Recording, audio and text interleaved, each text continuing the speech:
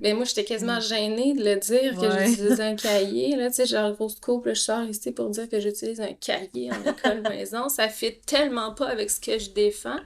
Mais ce que je défends au final, c'est de s'adapter à Mm. l'enfant qui est devant nous.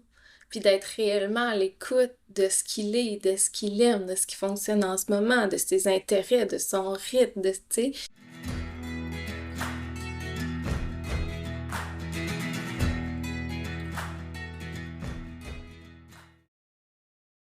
Bienvenue à Comme un jeu d'enfant, le podcast des apprentissages en famille du Québec.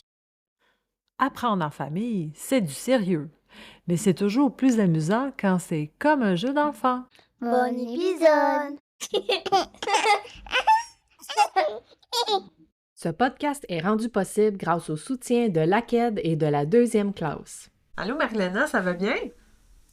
Ça va super bien, toi?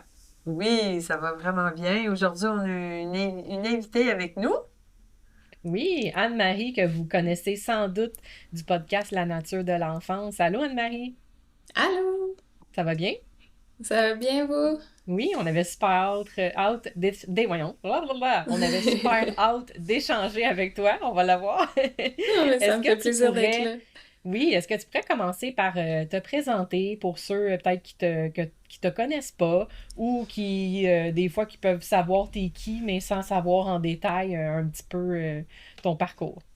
Oui, ben, à la base, je suis enseignante de formation, donc j'ai enseigné pendant 5 ans au primaire. Je me passionnais vraiment pour ce métier-là. J'ai décidé là, ensuite de rester à la maison avec mon garçon, donc je suis la maman de un garçon aussi. Et c'est toutes sortes de circonstances dans notre vie. Dans le fond, à la base, pour avoir mon garçon, ça a été un très long processus, puis il nous est arrivé toutes sortes de choses. Donc, j'ai décidé de rester à la maison avec lui. Mais mon feu et ma passion pour le développement de l'enfant puis avoir un impact auprès des familles était tout aussi grand. Alors, j'ai commencé là, à me former davantage sur le développement de l'enfant. Je me suis formée de toutes sortes de façons, avec des neuropsy à distance aussi, des formations en ligne. Je me suis formée à l'Institut Neufeld en approche développementale relationnelle.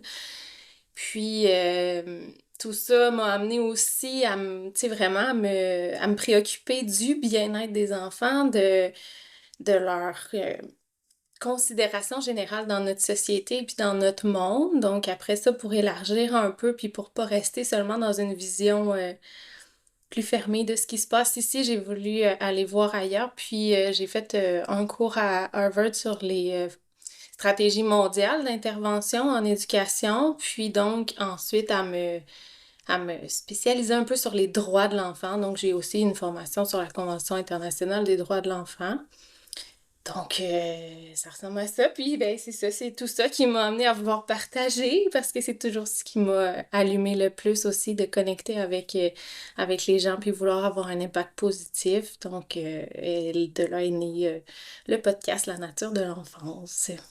Puis, Voilà. est-ce que quand que, bon, finalement, cheminement a mené vers que tu as décidé de rester à la maison avec ton garçon, avais-tu encore ce feu-là pour l'enseignement après quelques années? Est-ce que ça l'avait changé ou tu avais encore ce feu-là que des fois, quand on est à l'école ou qu'on commence, qu'on l'a vraiment, puis des fois, on entend que avec, tu sais, bon, la charge de travail, Mhm. le manque de ressources, tout ça, des fois, on entend, tu sais, comme que le feu, malheureusement, il diminue un petit peu. Est-ce que toi, tu as observé ça ou... Non, mais clairement, quand j'ai laissé mon travail, c'était vraiment dans le but de profiter le plus possible de... Dans le fond, mon garçon est né avec une malformation cardiaque, puis il a dû se faire opérer à cœur ouvert. Puis moi, quelques semaines après sa naissance, j'ai failli mourir d'une grave hémorragie.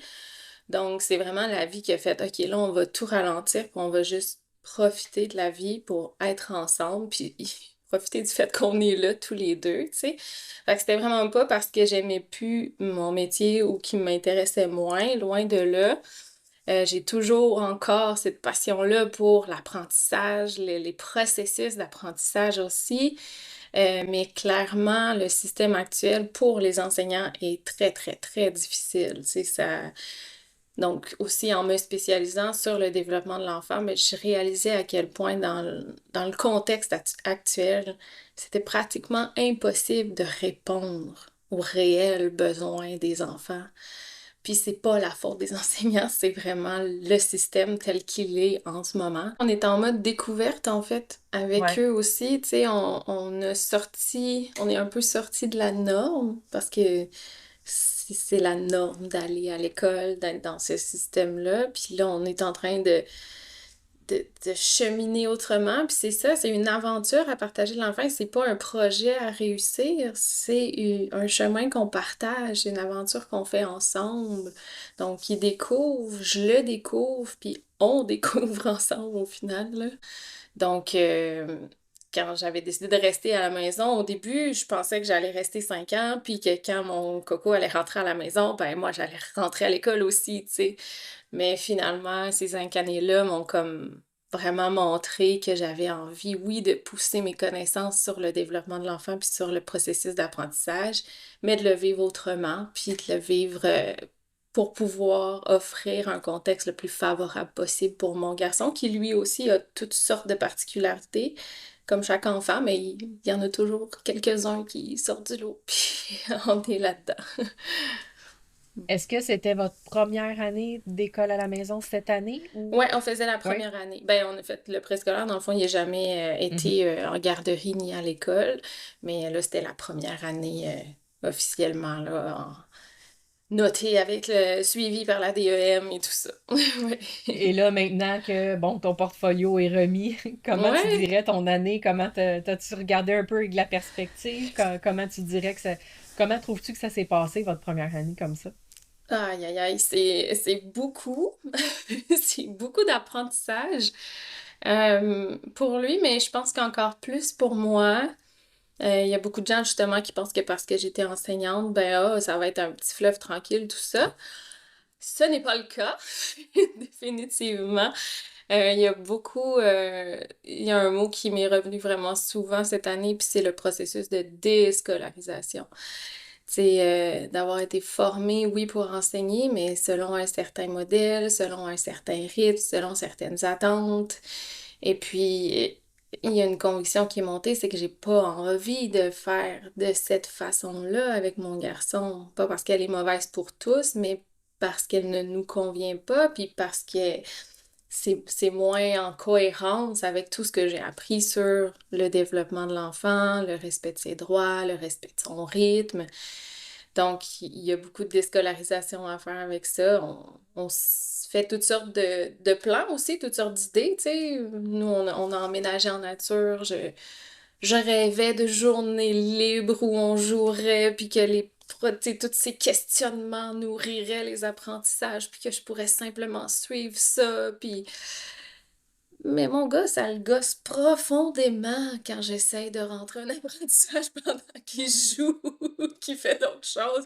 Il me voit venir, comme mon père dirait, comme un train dans un tunnel.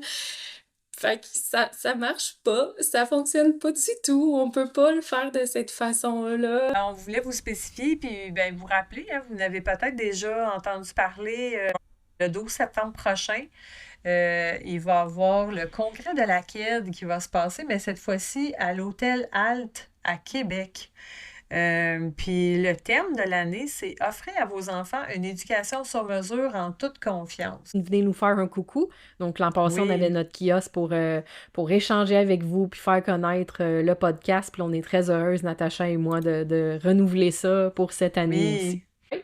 Donc, au plaisir de vous voir. Puis dans les prochains épisodes, on va vous partager tous les détails de l'événement. Donc, on a réappris un peu à voir les apprentissages de manière différente, à accepter que les attentes étaient quelque chose, puis la réalité en est une autre. Fait que je dirais que c'était pas mal gros apprentissage. Puis de ce que je comprends aussi quand tu parlais de déscolarisation, vu que ton enfant n'a jamais fréquenté le système scolaire, en fait, la Mhm. déscolarisation, elle s'applique, j'imagine, plus à toi, en fait. Ah ouais, Parce que absolument, c'est lui, mon processus à moi, là. c'est Ouais, ça, ouais. exact. Puis, dans votre processus d'enseignement, là, quand vous apprenez là, à devenir enseignant, est-ce qu'il y a une formation sur le développement de l'enfant, les besoins de l'enfant, puis les droits des enfants au Québec? Parce que j'imagine que tu as fait ta formation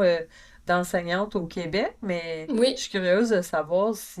oui, il y a quelques cours sur le développement de l'enfant, mais honnêtement, maintenant, avec le recul, je dirais qu'il n'y en a pas assez, là. Il n'y en a vraiment pas assez. On en a... Là, ça commence à faire longtemps, là, mais ça fait... Tu sais, on devait en avoir deux, trois, mais c'était vraiment pas l'essentiel. Tu sais, c'est plus des cours de didactique, donc le comment enseigner. Hmm. Puis maintenant, ben, pour moi, on passe notre vie avec des enfants de 5 à 12 ans. Je veux dire, ce qui est important, c'est vraiment de comprendre leur développement. Mhm. Pas tant, tu sais, pour apprendre à leur enseigner, ben, faut apprendre qu'est-ce qui se passe dans leur développement à la base pour pouvoir s'adapter à ça. Puis, tu sais, maintenant en plus, c'est davantage toutes les neurosciences. On sait, les sciences de l'attachement, les neurosciences peuvent nous dire qu'est-ce qui se passe dans le cerveau, de quoi on a besoin pour que le cerveau soit ouvert. Puis, je pense qu'à ce moment-là, il aurait fallu davantage nous faire comprendre l'impact de l'attachement, de l'enthousiasme, de l'importance du jeu libre. Euh, donc, ouais, ça c'est pour moi, c'était un manque, là, tu sais. C'est vraiment les formations en supplément que tu es allé chercher, là, de ce que je comprends, qui fait en sorte aujourd'hui que tu es plus ouverte, allumée là, sur tout ça, tu sais, l'Institut Neufeld. Ouais. OK, Ouais, c'est absolument. vraiment Ça, c'est sûr que intéressant. ça a été un, un tournant là, majeur Ouais. là, de mieux découvrir la science de l'attachement. Je pense qu'il y a vraiment un intérêt personnel, puis je pense qu'il y a plein d'enseignants qui peuvent avoir ces intérêts-là, puis qui vont faire une différence majeure dans leur classe, puis dans leur école. Mm. Loin de moi l'idée de dire qu'il n'y a aucun enseignant qui le fait ou qui l'applique ou qui l'a en tête. D'ailleurs, j'ai des amis enseignants qui sont formidables. Puis justement, je pense que ce qui les démarque généralement, c'est leur capacité puis leur désir de créer un lien incroyable avec leurs élèves. Puis celles qui font une différence majeure, c'est celles qui vont avoir le sentiment d'appartenance au cœur de tout, le sentiment qu'elles vont faire vivre leurs élèves comme des personnes à part entière, tu sais. Donc, je, ouais, je pense que ça reste au cœur de tout. En fait, on veut faire comprendre aux enfants que pour bien apprendre, il faut d'abord avoir du plaisir à apprendre. Après ça, on peut apprendre sur à peu près n'importe quoi, là. Oui, comme non comme un jeu d'enfant, c'était aussi pour Ouais. faire ressortir ça, tu sais. Moi, ma fille, elle tripe jeu de société, mais essaie pas d'amener un jeu de société qui est dans le but d'apprendre, là. Elle le voit Ouais. comme tu décrivais un petit peu tantôt, comme elle fait juste voir la boîte, on dirait par un détecteur, comme qu'est-ce que c'est ça?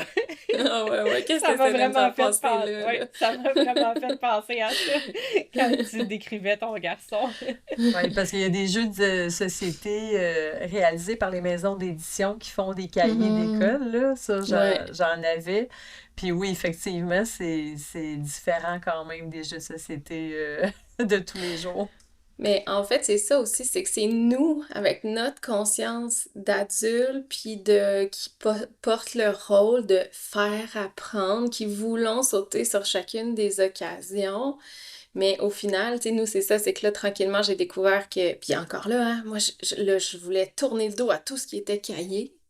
J'étais comme, non, non, moi, c'est pas vrai que je vais utiliser ça à la maison, c'est tellement pas ce que je souhaite. Puis dans une classe, ben, les cahiers, c'est que ça enferme la classe dans un rythme, dans des obligations. On a fait acheter les cahiers aux parents, il faut qu'on les complète. Ça convient à quelques-uns, c'est pas vrai que ça convient à personne, mais ça convient pas à tous, mais là, on est pris avec. Fait que, tu sais, c'est ça souvent qui est le problème.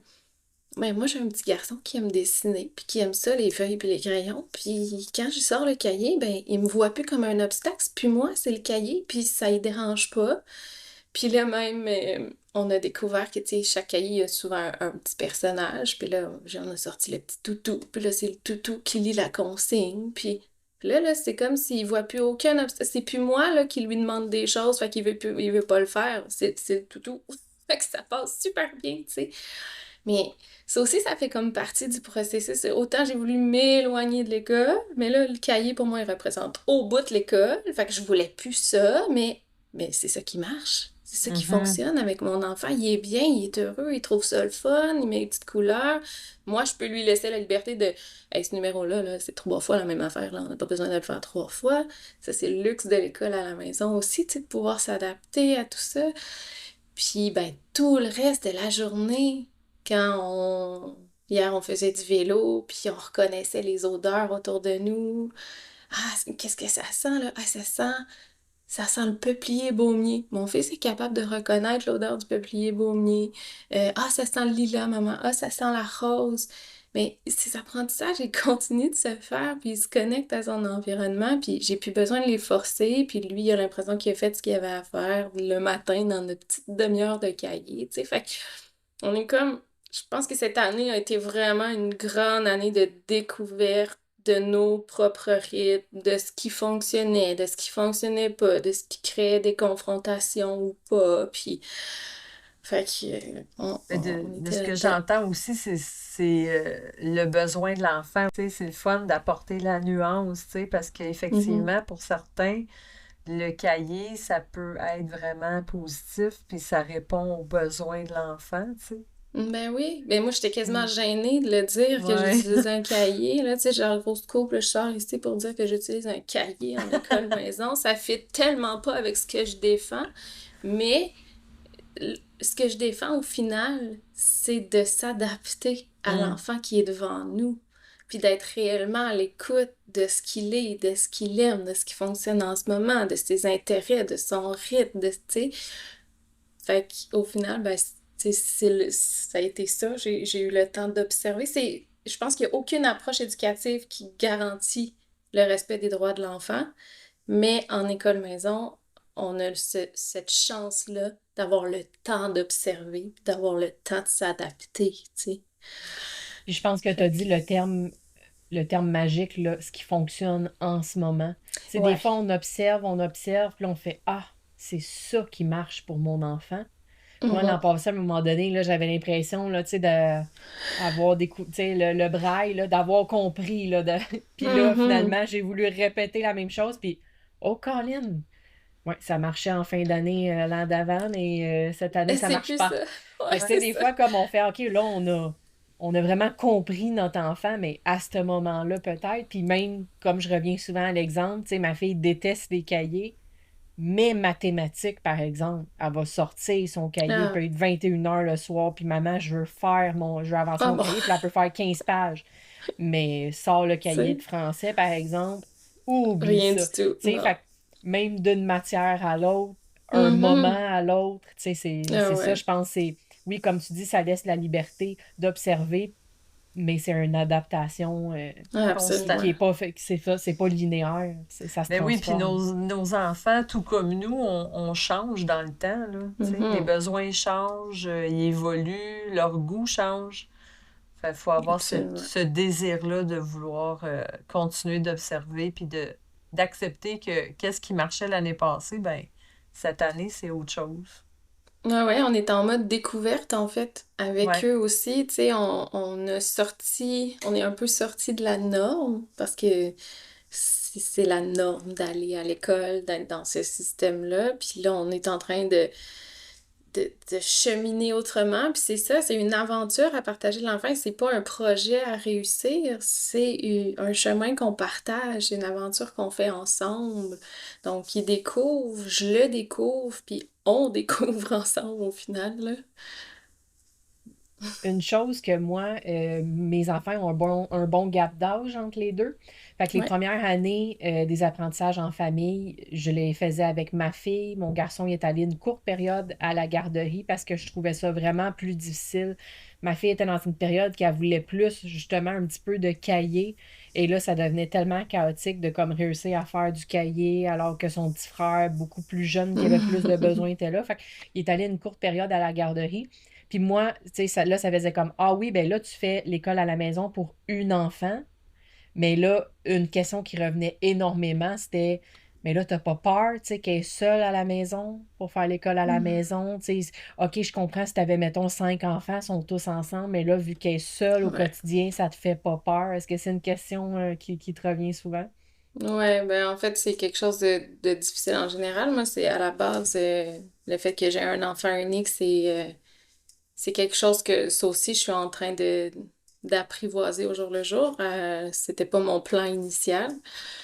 Euh, Puis justement, je le visualisais mieux avec plusieurs enfants, mais toute ma réflexion était dans le but de mieux l'accompagner. Puis je me disais que même s'il était un enfant unique, il méritait autant cet accompagnement-là que si j'avais eu plusieurs enfants, tu sais.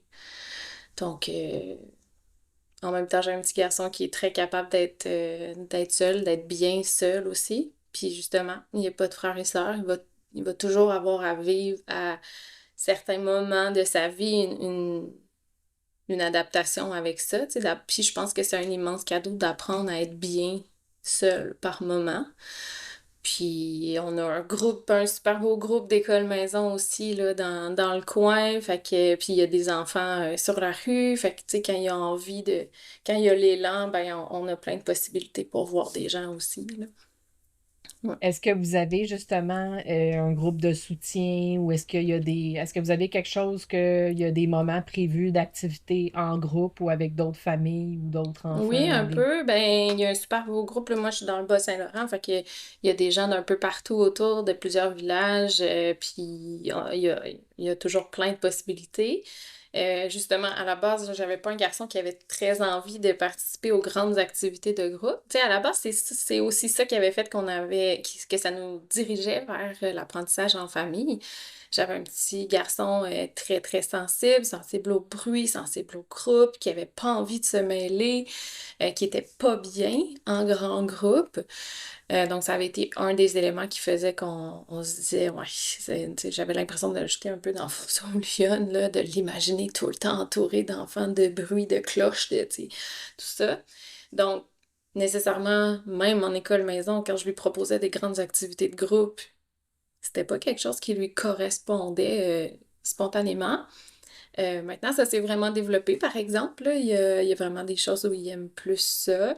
Donc, oui, là, il y a des activités, des clubs de lecture, des rencontres, des pique-niques. Fait qu'il y a plein de possibilités quand on a l'élan, par exemple, de se rencontrer, là. Je vais te poser une question que moi-même je trouve extrêmement difficile à répondre, mais bon, on sait que justement, tu as une partie travail, tu fais les apprentissages en famille. Avez-vous un certain rythme que tu pourrais donner une idée? Tu sais, par exemple, moi, ben, le mercredi après-midi, on a un proche qui vient à la maison jouer avec les enfants. Ça me permet d'avoir une période que je peux vraiment me concentrer sur le travail. Le jeudi, mes enfants souvent ils vont aller passer la journée chez mamie, papy. Encore là, tu sais, je peux me concentrer à avoir des rencontres avec des clients, enregistrer des podcasts. Est-ce que vous avez un peu un rythme dans la semaine? Avez-vous des moments comme ça que tu sais que tu as des moments pour plus te concentrer ou au contraire, est-ce que tu mélanges totalement? À quoi ça ressemble un petit peu de votre côté? Non, en fait, c'est moi qui est là, présente en tout temps. Ce qui fait justement que dans les dernières années, ça a été un gros défi là, d'avoir le podcast en même temps, de continuer d'étudier en même temps. Fait que je me levais avant mon garçon, 1 heure avant lui pour pouvoir étudier ou préparer mes rencontres. Quand mon conjoint il est là sur l'heure du midi, ben là, soit je faisais mes rencontres, souvent mes pré-entrevues, des petites choses comme ça parce que c'était court. Euh, Puis je travaillais, puis j'étudiais le soir et la fin de semaine.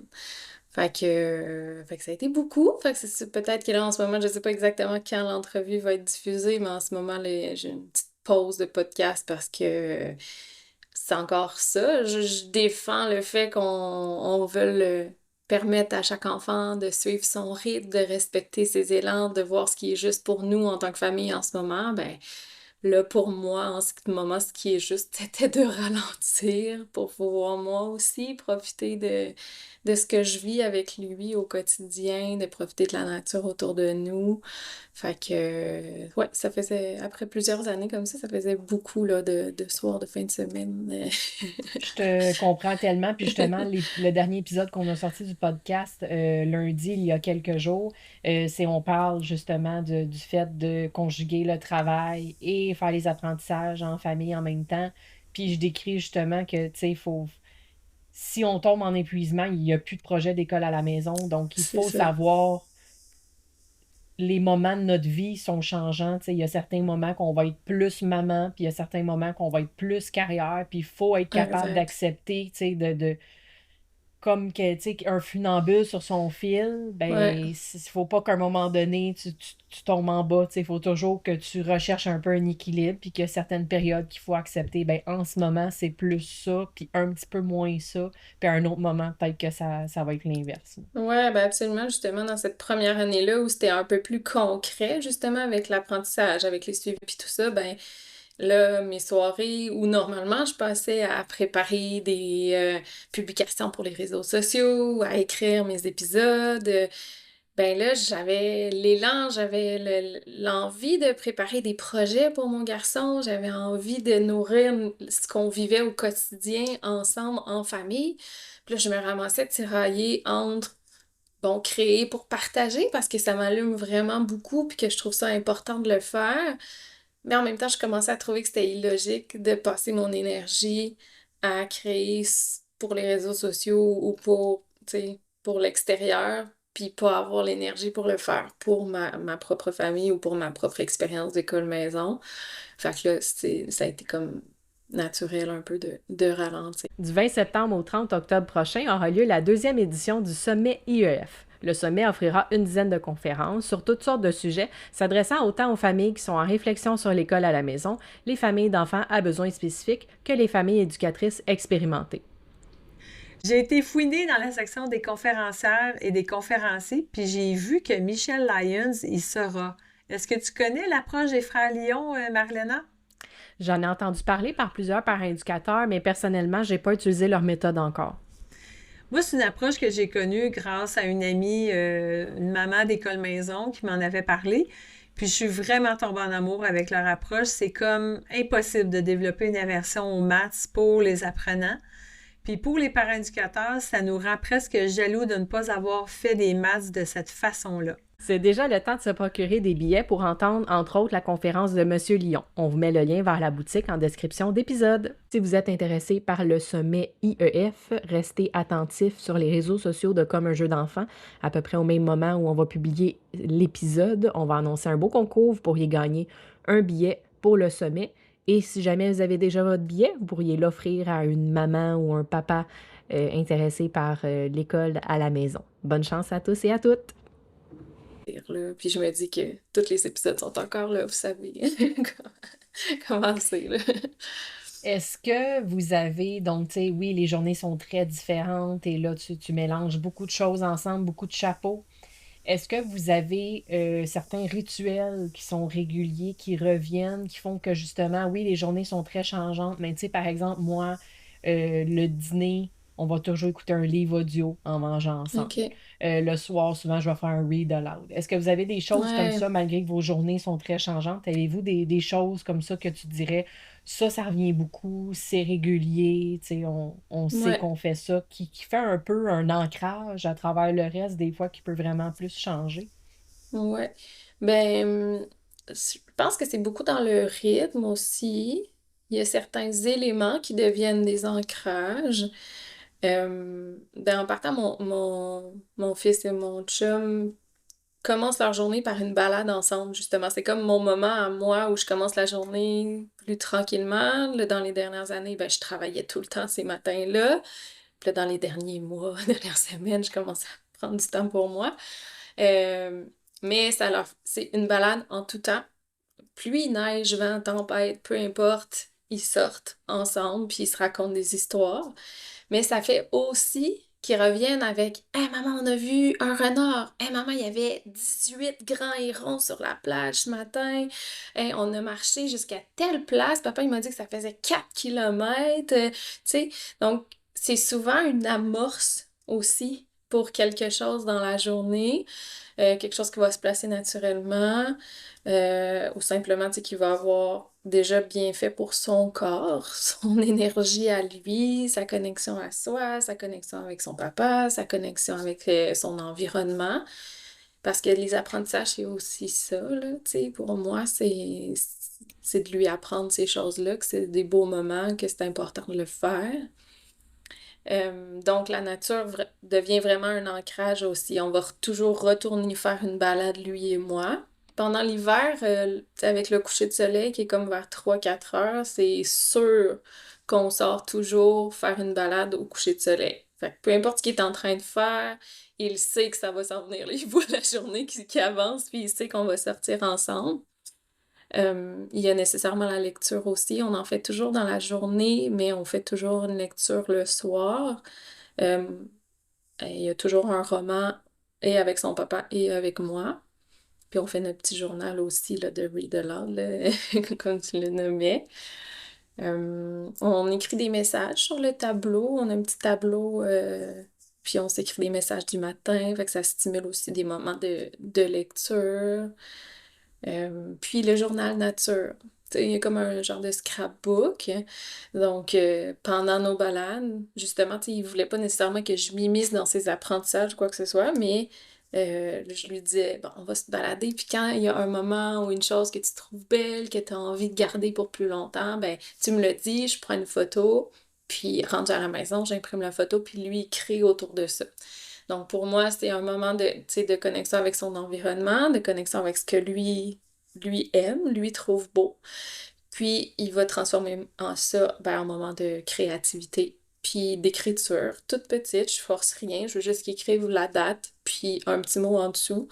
Ça a commencé avec un mot quand il était tout petit, puis maintenant il écrit une phrase, puis maintenant, ben, ces phrases, tu sais, avant il cherchait la phrase la plus petite possible à écrire, puis maintenant, ben, des fois c'est des plus longues phrases, puis ça varie, puis on y revient. Donc ça, je dirais que c'est pas mal ce qui revient le plus. La créativité, nature, lecture, là, on est pas mal là, là.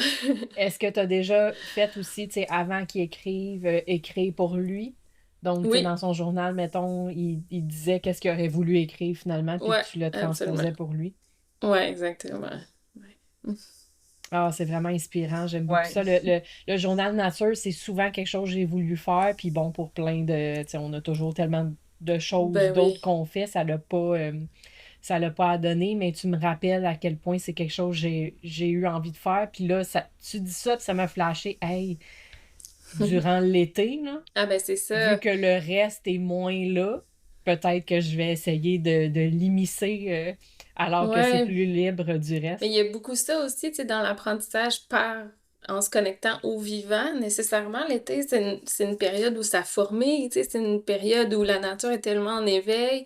Justement, hier, là, j'avais zéro l'intention de faire une leçon avec lui. C'était vraiment parce que le moment-là, ça sentait tellement de choses qu'on a eu tellement conscience de toutes les fleurs qui nous entouraient. Au final, après ça, on a déposé notre vélo. En fait, on a fait un tour de vélo pour aller manger la collation quelque part, puis je traîne un livre, puis une petite collation. Fait qu'on fait un tour de vélo jusqu'à ce qu'on aille trouver un endroit où on est bien pour poser le vélo, s'asseoir, manger, puis lire ensemble, tu sais. Puis finalement, quand on a posé le vélo, ben là, il y avait plein de fleurs autour de nous, puis il s'est mis à les identifier. Fait que moi-même, ça me permettait de constater l'ampleur des connaissances qu'il avait sans même qu'on ait travaillé à les implanter. Parce que ça fait partie du rythme, ça fait partie de la vie, ça fait partie de son quotidien, ça fait partie de ce à quoi il est exposé, tu sais. Donc ça aussi, ça fait toujours réfléchir sur les processus d'apprentissage. Puis honnêtement, qu'est-ce qui va lui être plus utile au final? J'en ai aucune idée, tu sais. Faut se le rappeler, ça aussi. Peut-être que mon gars, il va vouloir faire quelque chose, tu sais, qui a aucun rapport avec le vivant, mais peut-être qu'au final, ça va avoir planté quelque chose pour lui, puis que ça va être des connaissances très utiles, mais je pense qu'on a tous intérêt à se connecter aussi à notre environnement, là, de se réapproprier ces savoirs-là. Je sais même pas pourquoi je me suis en allée là, dans Parce ce que que ça je devait dis à s'en la aller là. C'est base. bien parfait. Mais, Euh, puis mais tu sais, je quand tu trouvais dis... juste ça beau. Ouais. Ouais. Puis quand tu dis nature, justement, je pense, tu disais aussi se connecter aux saisons, que Ouais, c'est ah très oui, important c'est pour ça, vous. parce que l'été, ça foisonne. C'est ça que à cause du journal nature, mais c'est ça, en ce moment, on a envie. Là, il s'est même parti à un autre journal, puis il l'appelle le journal du vivant. Fait que là, quand il voit quelque chose qu'il trouve ça, tu sais, puis qu'il trouve ça beau, mais il veut juste le dessiner. Fait que là, il fait juste mettre la date du moment où il l'a vu. Ben là, tu sais, on a vu un crabe, on a vu... Hier, il y a un orignal qui est passé dans notre cour, là, tu sais. Fait que là, dessiner l'orignal, dessiner, tu sais... Fait qu'il écrit le nom de ce qu'il a vu de vivant autour de lui, puis la date où il l'a vu. Puis là, ben hier, j'ai eu envie de commencer un herbier, là, tu sais. Je suis comme fascinée par sa connaissance des plantes. Fait que, tu sais, de commencer un herbier, c'est tous des moments où finalement, bon, on va aller lire, on va aller regarder quelque chose, on connecte ensemble, puis ben, on comprend qu'apprendre, c'est le fun, tu sais. Parce que c'est ça qui fait au final apprendre dans ces moments-là, tu sais. Et là, on a un avant-goût un petit peu. Ma prochaine question était de comment vous voyez l'été, donc au niveau Ouais, versus comme plus l'année scolaire que je mets entre ouais. guillemets, là, qui est conclue, qu'on a pu pour l'instant de compte à rendre au niveau de la DEM et tout ça. Donc, si je comprends bien, vous, c'est vraiment les apprentissages continus, mais un petit Ouais, peu allégés, puis vraiment 100% au niveau de la nature, de ce que vous voyez, de ce que vous croisez, de ce qui pique sa curiosité, c'est bien ça? ouais, vraiment de ce qui émerge, là. Puis, tu sais, il y en a beaucoup en ce moment, surtout là, au moment où on enregistre, on est le 26 juin. Les enfants viennent juste de terminer l'école, puis tout le monde me dit, ah, ben lui, est-ce qu'il a terminé? Avez-vous terminé en même temps que les autres? Puis, c'est super personnel. Je suis certaine qu'il y en a plein qui font différemment, mais moi, j'ai fait exprès de complètement passer sous silence la fin de l'année. Parce que j'ai pas envie qu'ils comprennent ou qu'ils intègrent qu'on apprend de septembre à juin, puis qu'après ça, c'est fini. Ou genre, yes, c'est fini l'école!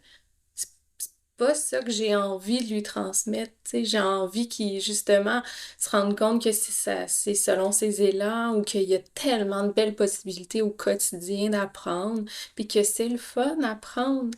Fait qu'à partir de ce moment-là, ben, moi, j'avais pas un plan différent dans le sens où là, justement, il aime les cahiers. Si jamais il me demandait de sortir un cahier, on le sortira. Mais moi, j'ai pas l'intention de sortir quoi que ce soit de ça, mais d'avoir l'œil ouvert sur des moments de connexion qui nous permettent de s'émerveiller ensemble, puis de continuer d'apprendre naturellement, là. On sait de plus en plus, le meilleur geste, je pense que c'est Catherine Lécuyer qui disait ça dans le livre Cultiver l'émerveillement, là, que cultiver l'émerveillement, c'est probablement le meilleur geste éducatif qu'on peut faire pour nos enfants. Fait que hier, quand il me parlait de la marguerite qui était blanche comme neige et qui s'était mis une tuque jaune pour pas avoir froid, je l'ai trouvé très poétique puis très mignon. Je trouvais qu'il était en train de s'émerveiller d'une certaine façon sur ce qu'il y avait autour de lui. Ouais. Moi, ça me parle vraiment beaucoup de ce que tu amènes, Anne-Marie, parce que moi, je suis, depuis toute petite, une contemplative de la nature qui nous entoure. OK. Puis même si on habite en banlieue, ben là, j'avais installé une mangeoire d'oiseaux devant Ah tout près ouais. d'une fenêtre avec un portique pour que les enfants, on puisse observer les oiseaux qui viennent, les identifier.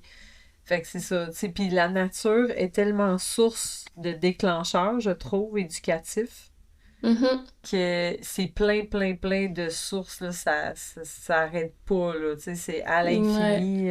Vraiment. Comme on le nommait tantôt, euh, il aime pas ça quand on s'immisce, quand il me voit venir que je veux forcer quelque chose. Mais quand on est tous les deux à s'émerveiller sur l'oiseau qui vient de venir, puis là, je suis comme, hein, mais t'as-tu vu la couleur qu'il y avait là? Je sais pas c'est quoi. On essaye-tu? Moi, je trouve que c'est comme une enquête, là, tu sais. Fait que là, on prend C'est notre ça. livre, puis on se met à chercher. Puis là, on cherche, ah, sont-ils en ordre alphabétique? Attends, A, B. Puis là, mais on est Mhm. en train. Mais là, je Ben l'ai oui. pas forcé. C'est un moment qu'on vit ensemble, tu sais. Puis Mhm. c'est là toute la différence entre vouloir s'immiscer dans un moment pour faire apprendre ou apprendre ensemble, tu sais. Exact. Puis la magie est complètement différente, là. Oui, tout à fait, je peux confirmer, c'est vraiment différent. L'engagement est Ouais. là, ouais, vraiment. Est-ce que tu as l'impression que tes notions d'enseignement te servent en école maison? Et là, à tout égard, là, tu sais, que ça soit exemple, tu sais, est-ce que quand que tu as à faire tes comptes rendus pour la DEM, tu sais, est-ce que tu as Ouais. l'impression que ça te donne ton langage plus facilement? Est-ce que vraiment il y a des façons, des fois, que tu as appris dans tes cours, que tu trouves que tu mets en pratique?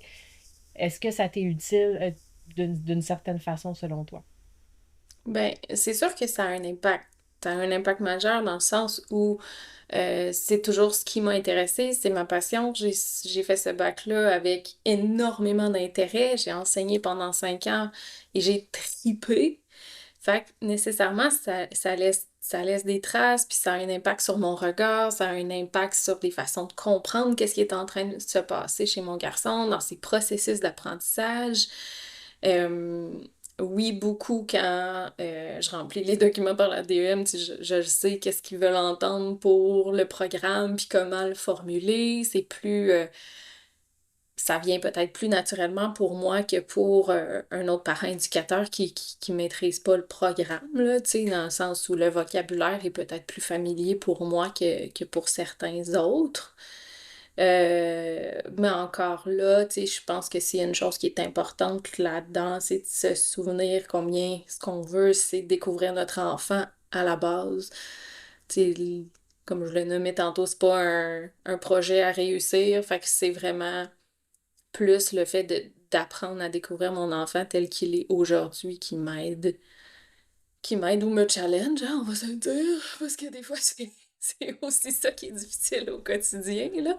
Fait que oui, oui, oui, certainement, ça a un impact sur mon regard. Ça m'a apporté beaucoup, puis ça a été très challengeant aussi, parce que comme je le nommais tantôt, moi, j'ai été formée, je sais comment faire apprendre à des enfants à lire tu sais, d'une manière très rythmée, d'une manière très structurée, puis tout ça, mais quand on le fait autrement, ben, les effets sont autres aussi. Donc, fallait que j'apprenne aussi à laisser aller ce modèle-là, là. J'avais écouté un épisode que tu avais fait sur la nature de l'enfance qui m'avait vraiment allumé. Et tu parlais beaucoup, tu sais, du droit des enfants, de la place des enfants dans notre société actuelle. J'aurais aimé ça qu'on s'en reparle un petit peu parce que je trouvais ça vraiment intéressant. Donc, qu'est-ce que tu aurais à dire à ce niveau-là? Ben, en fait, euh, je pense qu'on est en train de vivre un changement de paradigme. On est toujours dans une société qui évolue, qui se transforme.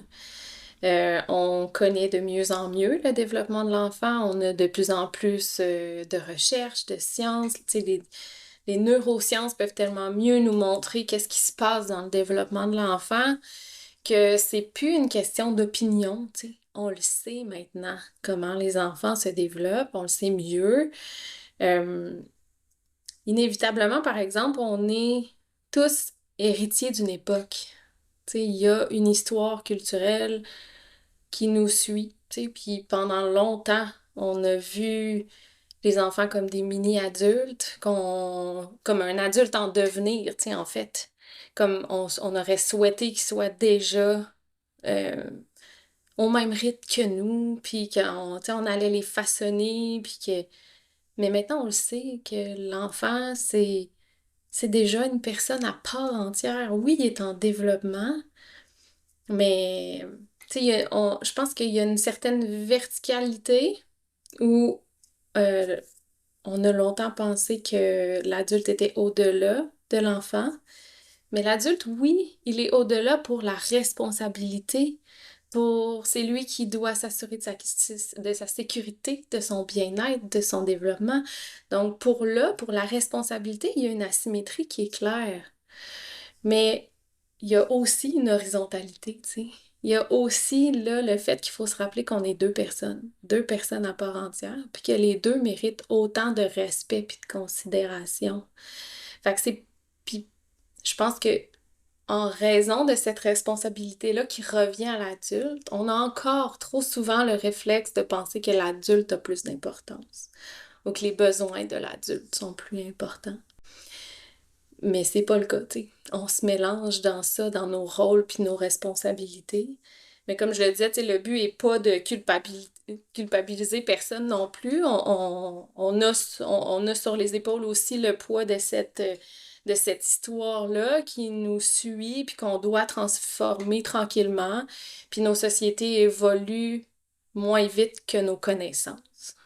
Donc, tu sais, je lisais l'autre fois, c'est Anne Reynaud qui est une docteure française, puis elle a un merveilleux livre sur l'attachement aussi, puis elle nommait comme exemple que dans les années 70 ou 80, on opérait les enfants, les bébés, sans anesthésie, parce qu'on pensait qu'ils ne ressentaient pas la douleur. C'est d'une aberration totale. Il n'y a aucun professionnel là-dedans qui pensait ou voulait mal faire. Mais maintenant, on regarde ça puis on se dit, ça n'a aucun bon sens. Ça n'a aucun bon sens. Ben, je me dis juste, des fois, je me demande si dans 30 ans, 40 ans, on va se dire, hey, mais pourquoi on interrompait tellement le jeu libre? Maintenant qu'on sait que c'est si bon pour leur développement. Mais voyons donc qu'on les envoyait pas plus dehors, maintenant qu'on connaît tous les bienfaits de la nature. Ou comment ça qu'on misait tellement sur la performance, tu sais, qu'on sait maintenant à quel point c'est l'enthousiasme qui est nécessaire pour retenir.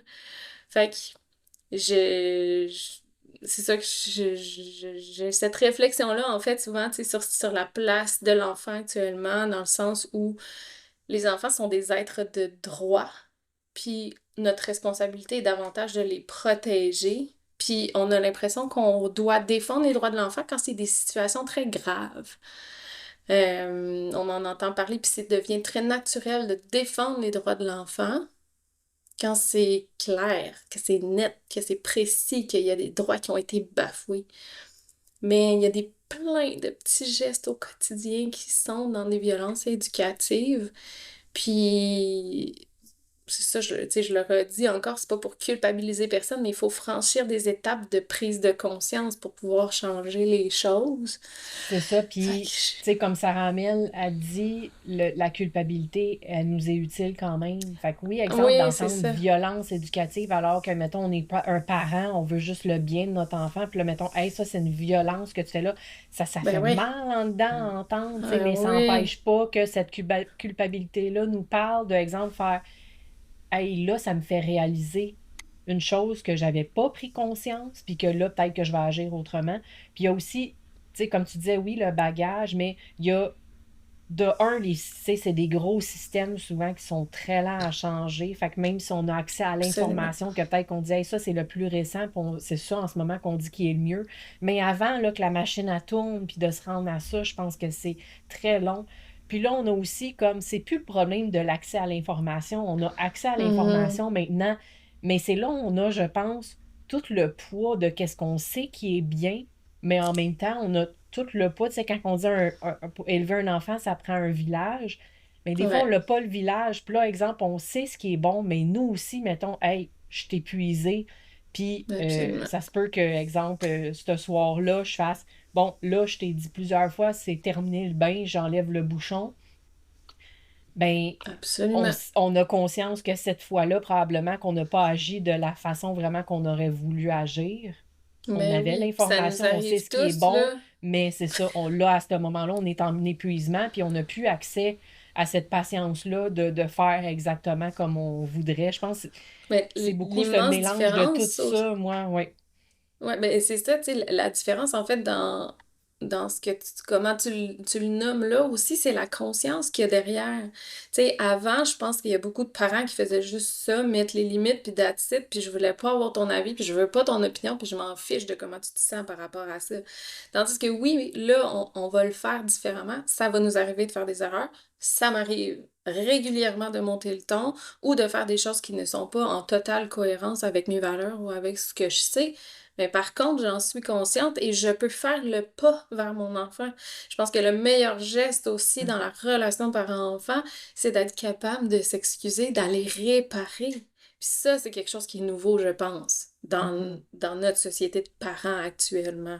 Tu sais, oui, on continue de faire des erreurs et on va toujours continuer d'en faire, mais d'aller prendre conscience de l'importance de cette réparation-là, c'est de montrer à nos enfants, je suis humain, je ne suis pas parfait, et regarde ce que je fais pour réparer, pour qu'on puisse continuer ensemble, pour que je puisse te montrer que la relation entre nous est la chose la plus importante. Puis ça, ça témoigne de beaucoup de respect et de considération pour la dignité de l'enfant qui est devant nous, je C'est pas trouve. évident aussi parce que on n'a pas nécessairement l'appui de certaines personnes avec une autre Ouais. approche au niveau de Ah la ouais, absolument. parentalité qui dit que, ben là, va pas t'excuser, là, il va, tu sais, tu vas perdre la Mhm. crédibilité envers ton enfant. Tu sais, on sent là, qu'il y avait comme Ouais, tu ouais, disais ouais. tantôt, une position, l'adulte a le pouvoir sur l'enfant, là. Ouais, Fait absolument. que Ben, je pense souvent, qu'on ça en... vient shaker du monde, là, ça, Oui. mais, Ah ouais. mais moi, je pense aussi que c'est nécessaire d'être capable de Mais conscientiser ça puis de faire le c'est là au pas. moins... Hmm. Au moins, là où les connaissances accessibles peuvent venir nous renforcer au moins dans le pourquoi on fait ces choses-là, pour bâtir notre confiance, puis être capable de rester solide devant le regard des autres. Mais tu sais, Ouais. ouais, ce que tu disais, ça me fait penser à... Tu sais, on entend des fois l'exemple du... ben là, s'il pleure, puis tu y vas tout le temps, il va toujours t'appeler quand il pleure. Ben oui, ben c'est Mhm. exactement ça que je veux. C'est Mhm. exactement ça que je veux, qu'il sache que quand il va pas, il peut Qu'il y a m'appeler quelqu'un. n'importe Ouais, quand. Tu exact. sais, c'est ça que je veux qu'il s'ancre au final. Fait que, tu sais, on le voit là aussi, le changement de valeur qui s'incruste tranquillement dans nos pratiques, tu sais, que ça aussi, ce qu'on veut. Tu sais, faut se demander à qui profitaient les enfants sages. Mhm. Est-ce que c'est réellement à l'enfant ou Non, plutôt à clairement l'adulte qui, non. lui, n'avait pas Ouais. appris à gérer ses émotions? Parce que les enfants qui sont devant nous, qui ne sont pas sages, qui savent dire non, qui savent s'exprimer, qui savent nous challenger, ben, c'est pas eux qui dérangent, c'est notre confiance, c'est notre solidité, c'est notre rapport à nos émotions, c'est shit, là, ça vient vraiment de me frustrer ce qu'il a dit là. Fait que c'est Mhm. lui le problème ou c'est ma façon d'accueillir ce qui vient de se passer Ouais. pis tout. Puis inévitablement, il y a des enfants qui ont des mauvais comportements, entre guillemets, dans le moment ou selon la maturité et tout ça, mais souvent, il faut plus se tourner vers nous-mêmes. Mhm. Et là, c'est difficile. Puis quand ils sont plus vieux, ben on est content qu'ils puissent s'exprimer Ben puis oui, dire leurs limites aussi. ouais. Quand, mettons, ils vivent une situation soit d'amitié qui va trop loin ou avec un conjointe, peu importe, tu sais. Fait qu'on Mhm, on est content de ça, là. Puis quand absolument. ils ont un problème, tu sais, quand ils étaient petits, ils pleuraient parce qu'ils avaient besoin, mais plus tard, ils ont un pépin, ils ont quelque chose. On Tu veut là, sais, on qu'ils a puissent. besoin, les humains, de s'appuyer les uns sur les autres, là. On est des êtres Absolument. sociaux, là. Fait que, Puis, tu sais, si ouais. on veut faire le lien avec l'apprentissage en famille, ben moi, je trouve que c'est une des chances de l'apprentissage en famille, tu sais, d'avoir Ouais. le temps de vivre et de traverser toutes ces montagnes d'émotions-là ensemble, d'avoir le temps de l'écoute, le luxe de prendre le temps de vivre ces émotions-là, de lui laisser son espace quand il en a besoin, parce que je suis très consciente qu'avec 25 devant nous, même avec toute la bonne volonté du monde, on peut pas offrir ça, tu sais. Fait Mhm. que pour moi, ça aussi, c'était un des piliers de l'apprentissage en famille, tu sais, d'apprendre à vivre ses émotions. C'était un apprentissage très important. Ben, pas d'apprendre, j'ai dit apprendre à vivre ses émotions, pas à les gérer, là, tu sais, pour moi, c'est deux choses. Ok. Ouais, je pense Ouais. aussi à, tu sais, comment qu'on dit justement qu'on a besoin d'un village. Puis, tu sais, moi, j'ai toujours été très solide dans, tu sais, ce que mes opinions, tu sais, que j'ai validé cette information-là, c'est ça en quoi j'adore. Mais je pense à toutes ces personnes-là qui ont besoin d'un village autour, puis qui Mhm. essayent, tu sais, de vivre leur parentalité comme eux, tu sais, ils le ressentent, mais que le village, des fois, autour, va émettre des jugements. Puis, tu sais, Ben ben, on t'a oui. déjà laissé pleurer quand t'étais bébé, puis t'es pas mort. Puis, tu sais, quelqu'un qui est moindrement pas Je suis pas sûr, mort, pas mais je vais pas bien solide non dans plus. son...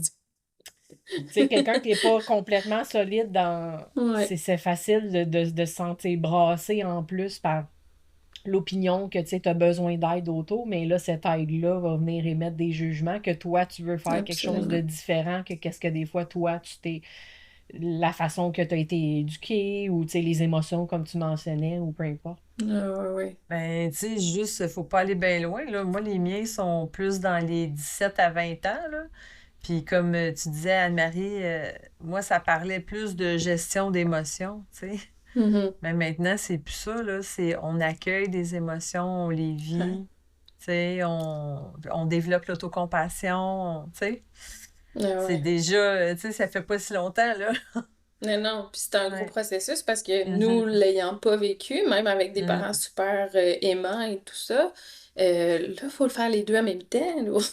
Faut apprendre à accueillir les nôtres en accueillant ceux de nos enfants, puis c'est Ouais.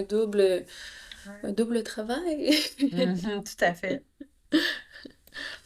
Est-ce qu'il y a autre chose que tu as envie de nous dire au niveau du jeu libre? Je pense particulièrement, tu sais, dans les périodes estivales, les périodes que peut-être il y a moins d'apprentissage, tu sais, plus formel, si je peux dire.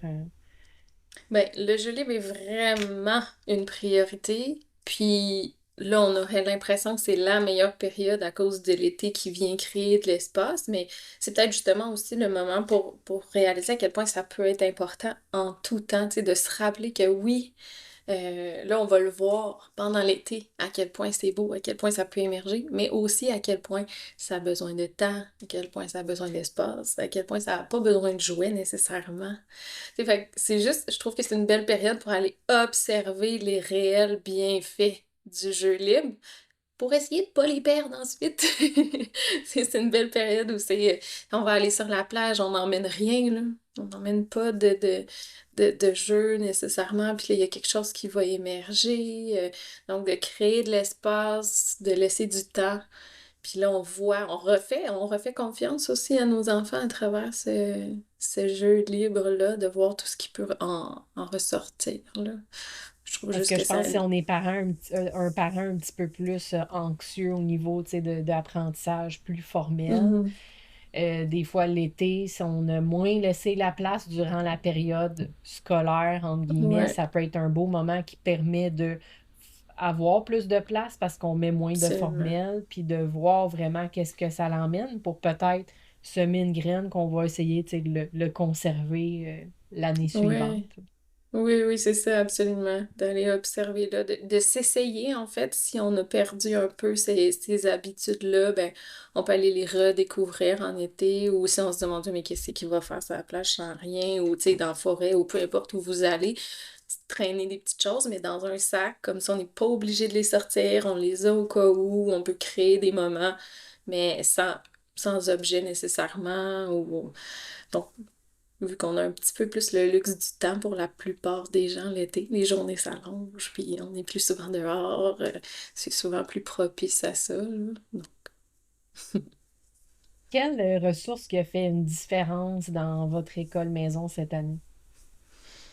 Euh, ben, moi, je lis toujours 1 million de livres, puis j'en ai tout le temps 4 en même temps d'ouvert, puis je vais lire le chapitre qui m'intéressait le plus, puis je dis tout le temps que je scanne beaucoup les 10 droits du lecteur de Daniel Pennac, là, parce que en ce moment, c'est rare que je lis un livre de A à Z, puis tout. Fait que j'ai une belle grande bibliothèque, je pourrais vous sortir quelques livres que j'ai beaucoup aimés. Euh, Puis ça peut être juste spontanément, tu sais, comme tu as mentionné tantôt, Tantôt, Cultiver j'ai parlé des... l'émerveillement de Ouais, Catherine Lécuyer. absolument, absolument. Puis, tu sais, on le sait maintenant là, que l'émerveillement, l'enthousiasme, c'est vraiment un des meilleurs gestes éducatifs, une chose à préserver chez nos enfants, c'est l'émerveillement. Sinon, j'aime beaucoup, beaucoup les ouvrages de Dr. Céline Lamy. Donc, le dernier, c'est justement pour une biodiversité de l'enfance. Donc, c'est très connecté avec ce que je souhaite te partager, dégager aussi. Tu sais, le titre de mon podcast, c'est ça, là, tu sais, c'est d'aller la nature de l'enfant, c'est d'aller se reconnecter à la nature de nos enfants. Il y a des belles ressources en ligne aussi, de suivre des gens aussi, des comptes. Je pense que vous l'avez même reçu, là, mais Marine Dumont, je trouve que c'est une belle ressource aussi, de s'entourer, d'avoir des gens avec qui on peut partager nos réalités, de se souvenir que notre enfant est unique. Donc, même les gens avec qui on s'entend merveilleusement bien, qui sont pleins de bonnes intentions, peuvent faire des choses tout à fait différentes de ce qu'on fait chez nous. Puis ça peut être beau partout. Puis il va y avoir des difficultés dans chaque maison aussi, tu sais. Fait que juste de se rappeler ça aussi, ça fait du bien, une fois de temps en temps, là. Sans Fait moins que, ça. ouais, ben oui, c'est ça. Parce qu'on a tendance à se comparer, surtout là, Ouais, on n'a c'est plus de ça. modèle strict. Tu sais, à l'école, les parents vont avoir tendance à dire: Ah ouais, mais là, tu sais, dans telle matière, ça va-tu? Ou avec tel prof, comment c'était? Tu sais, c'est humain de se comparer.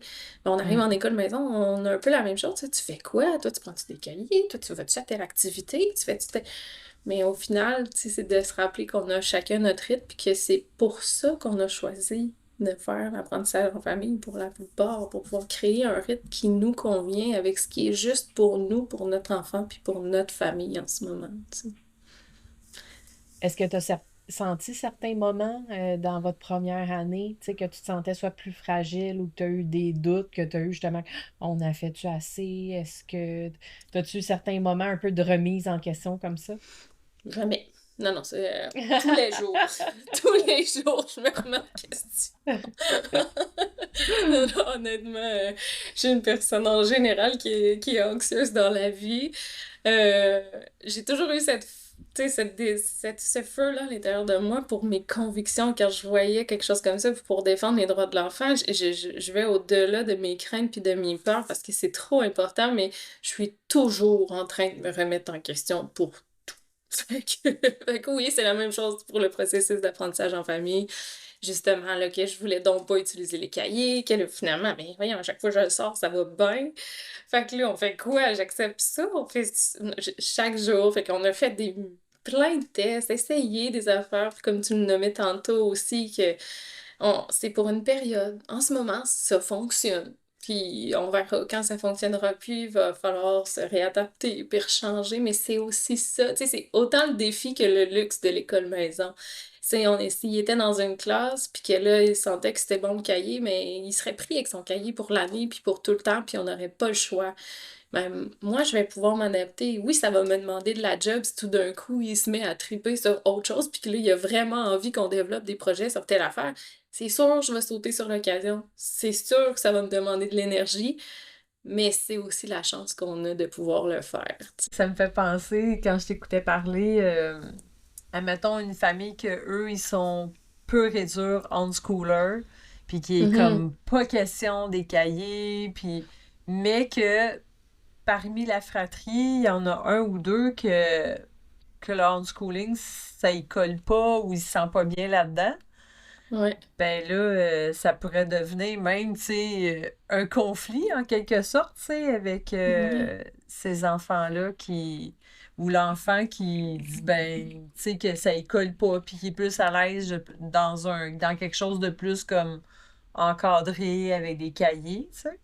Ouais. Fait que, tu sais, c'est ça, tu sais. Fait que dans notre école maison, des fois, il peut y avoir des conflits parce qu'il y en a un ou Ouais, deux les que ça différents lui rythmes. convient pas. Ouais, c'est Mhm. ça, tu sais. Fait que c'est ça, là, c'est vraiment, ouais, adaptation de chaque enfant.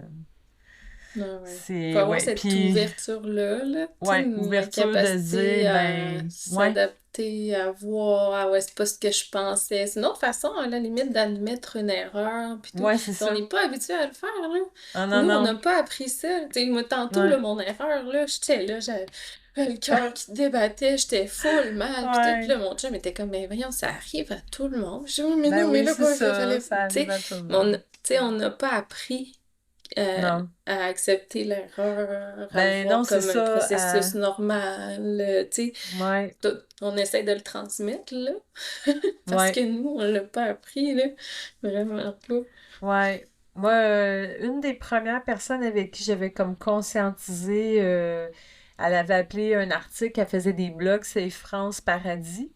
C'est une orthopédagogue de formation. Puis Ça me là, dit quelque chose. ouais, ouais. Puis ben, elle a écrit Mère et solidaire. Quand OK. mes enfants étaient petits, c'était comme un. Ça a été dans mes lectures, là. Puis à un moment donné, elle avait fait un. Elle écrivait aussi, elle avait un blog, puis elle avait écrit un blog sur honorer les échecs. Hmm. Ouais, avec nos enfants. Puis c'était vraiment intéressant. Puis c'était comme la première fois que moi, tu sais, que quelqu'un pouvait me conscientiser là-dessus, tu sais, parce qu'on était comme habitués beaucoup à faut pas se tromper. Ouais, Tu c'est sais, ça. l'erreur, c'était comme pas souhaité, c'était pas comme l'échec aussi. Exact. Fait que c'était difficile, tu sais, de dealer avec ça. Puis je me souviens, à un moment donné, j'avais commencé à dire à ma petite, là, ben, c'est pas grave, quand on se trompe, là, ben, on apprend, tu sais. Puis Mhm. là, j'y sortais des exemples, tu sais. Il y a plein de gens qui ont trouvé des solutions à des médicaments parce que, dans le fond, c'était une erreur à la base, tu sais. Absolument. Puis, ouais, ou, tu J'ai sais, un ceux qui ami, ont... Oui, je sais pas s'il cite quelqu'un, mais il nous disait faire une erreur, c'est trouver une façon qui ne fonctionne pas. ouais, exact. Un peu comme Thomas Edison. C'est Ouais, ça tu sais, qu'il dans le fond, ça disait. fait Ouais, partie du processus. Puis, ouais. tu sais, on joue avec lui, puis il est tellement bon, là. Il est vraiment passionné par le jeu. Il vous ferait un super invité en passant. Euh, puis, on joue, puis là, quand, tu sais, mon coco, il rate quelque chose, puis tout, puis il est comme « Hey, merci, tu viens de nous montrer que ça Ouais, marchait pas. Fait que là, on le refera pas. Fait que là, on peut ouais, continuer d'avancer dans les affaires. » Tu sais, il rend ça ouais, super positif, tu sais. ouais. Fait que c'est intéressant aussi, parce que Ben nous, oui. on l'a toujours vu ça comme une embûche. Ouais, ouais, exactement. Ouais. Donc, c'est qui que tu disais qui ferait un bon invité? Jean-Baptiste Audou. Je l'ai reçu Oui, deux oui, fois tu sur nous mon avais podcast, mentionné. là, Oui. mais je veux dire, à chaque fois, là, il est incroyable. Puis lui, justement, là, on était au bac, là, puis il tripait déjà sur le jeu, puis il était déjà en train de lire sur le jeu. Puis, tu sais, on a fait Hmm. notre bac en 2008, là. Puis il était déjà là-dedans, puis il était un prof en première année, là, complètement différent. Il s'était fait faire un étampe avec sa face, genre au lieu de mettre des notes, si c'était sa face, ben c'était JB approve, là, tu sais, t'étais Hmm. correct, t'avais acquis ce que t'avais à acquérir, puis fait qu'il il sortait déjà des normes, puis c'est jamais dans un but de confronter, c'est toujours en espèce de recherche d'un écosystème Mhm. favorable au développement de l'enfant. Tout le temps On va Wow. le fière de prendre dire que on c'est va mon le meilleur prendre ami, en note. là. On va le prendre en note pour le Toujours prête à le recevoir, c'est vendre. sûr. On veut le connaître. Ah Mhm. ouais, c'est ça. La meilleure façon de te suivre, Ouais. Mhm. est-ce que ça serait le podcast La nature de l'enfance? Oui, ouais, c'est encore ça qui est accessible. Je t'en pause Puis pour plein. l'instant, mes Oui, réseaux mais tu sais, il y a sociaux, plein mais tu sais, d'épisodes. Fait que tu sais, même c'est moi, je ça. suis, mais avec, tu sais, la vie qui va vite, ben souvent, il y a, oups, j'écoute un épisode, oh, il y en a les 4 autres d'avant, j'ai pas pu. Ben c'est un bon moment juste pour rattraper puis écouter ceux qui sont autant riches que les autres, mais qu'on peut rattraper, qu'on n'a pas eu le temps d'écouter finalement. Merci beaucoup, Anne-Marie, d'avoir pris du temps pour venir jaser avec nous. Je pense que ça va inspirer beaucoup, beaucoup d'auditeurs. Et moi, la première, tu m'as donné le goût d'essayer le journal nature, entre autres, cet été. Ah, mais ça me fait vraiment plaisir. C'était vraiment super agréable. Oui, vraiment. Pour moi aussi, j'ai vraiment apprécié ma rencontre avec toi, Anne-Marie. Puis Bon, le temps, merci. ça nous joue des tours. On dirait que ça fait 10 minutes qu'on parle, puis en fait, ça fait Ouais. 1 heure. Ah, c'est ça. J'aurais eu plein de choses à dire. Puis tu sais, tu le nommais tantôt, en ce moment, le podcast est un peu sur pause, mais parce que je fais des choix, puis de ce qui est juste pour mon rythme, puis pour mon énergie en ce moment. Mais tu sais, on se préparait juste pour notre discussion. J'ai comme 5 pages de notes, puis de choses. C'est le sujet de l'enfance, puis de l'apprentissage est vraiment toujours quelque chose qui me passionne. Fait que merci de m'avoir donné cette occasion-là d'en parler, puis de partager un peu avec vous. Ça fait plaisir. Puis n'importe quand que garde tes notes, puis si tu fais ah, là, j'aurai un petit moment, j'ai pas le temps pour mon podcast, mais j'aurai un petit moment pour être reçu, ça va nous faire plaisir de te recevoir à nouveau. Merci beaucoup. Et merci à tout le monde à la maison qui nous écoute. On se dit au prochain épisode. Bye bye! Bye bye! Merci encore à la KED et à la deuxième classe d'être nos commanditaires officiels. La deuxième classe, c'est la solution parfaite selon moi pour les parents qui vont me dire, par exemple, Marilena, je comprends, c'est un super beau projet, l'école à la maison, on y a pensé, on aimerait ça, mais on est deux parents passionnés, on n'a pas envie de mettre nos métiers totalement sur pause pour faire l'école à la maison. Bien, la deuxième classe va être le coup de pouce que vous n'aurez pas tout le poids des apprentissages sur vos épaules, mais vous demeurez quand même responsable de l'éducation de vos enfants. On a récemment reçu Jessica Gagné, enseignante à la deuxième classe. C'est vraiment un bel épisode. Si vous ne l'avez pas écouté, je vous invite à aller l'écouter. Et sinon, en description de l'épisode, vous aurez le lien vers leur site. Comme un jeu d'enfant, c'est un projet indépendant porté par deux mamans passionnées et il a besoin de vous pour continuer à grandir. Vous êtes une entreprise, un organisme ou un acteur engagé dans le monde de l'éducation, de la parentalité ou de l'enfance? Devenez commanditaire ou partenaire du podcast. C'est une belle occasion de faire rayonner votre mission tout en soutenant une initiative pensée pour les familles par des familles.